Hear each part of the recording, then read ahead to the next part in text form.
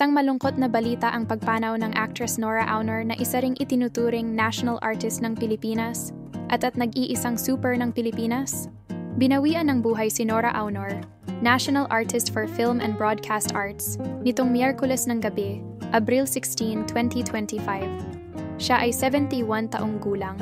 Ang kanyang pagpanaw sa The Medical City, Pasig City, ay naghatid ng matinding kalungkutan sa mga mahal niya sa buhay, taga-suporta, at lahat ng nakasubaybay sa kanyang maningning at makulay na showbiz career. Ang anak ni Nora na si Ian De Leon ang nagkumpirma nito. Pahayag ni Ian, "With deep sorrow and heavy hearts, we share the passing of our beloved mother, Nora C. Villamayor Nora Aunor, who left us on today, April 16, 2025, at the age of 71. She was the heart of our family, a source of unconditional love, strength, and warmth. Her kindness, wisdom, and beautiful spirit touched everyone who knew her. She will be missed beyond words and remembered forever. Details to be announced tomorrow."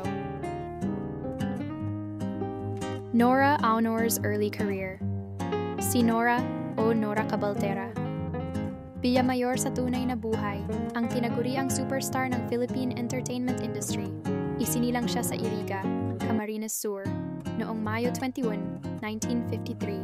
Nag-umpisa ang kanyang showbiz career nang sumali siya at naging grand champion sa Tawag ng Tanghalan noong Mayo 29, 1967. Mula sa pagtitinda ng tubig sa harap ng Bicol train station noong bata pa siya, naging sikat na mga awit at aktres si Nora. Binago ni Nora ang kalakaran sa showbiz nang pumasok siya dahil mga mestiza na aktres ang iniidolo noon ng publiko. Si Nora ang kauna-unahang aktres na kayumanggi na tinangkilik ng mga tao at dinudumog sa lahat ng mga lugar na kanyang pinupuntahan. International Awards.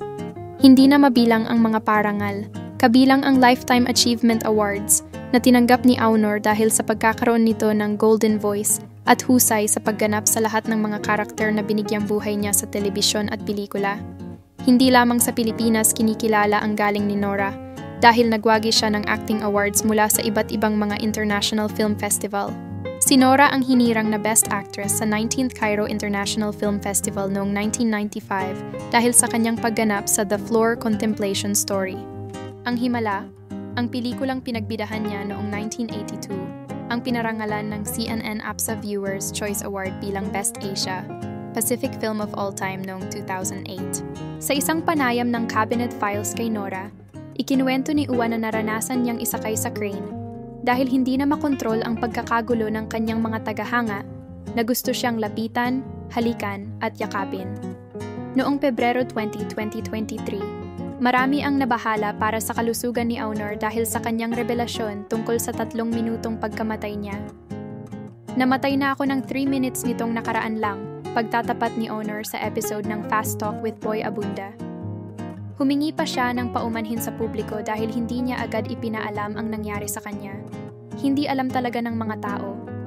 "Sorry po na pag-usapan, at hindi naman siguro masama na sabihin ko ang totoo sa talagang nangyari sa akin," pahayag niya.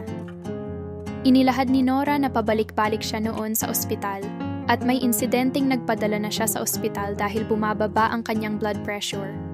Napakalaki at hindi matatawaran ang mga kontribusyon ni Aunor sa Philippine entertainment industry kaya tunay na malaking kawalan siya. At kailanman, hindi na magkakaroon pa ng isang Nora Aunor dahil nag-iisa lamang siya.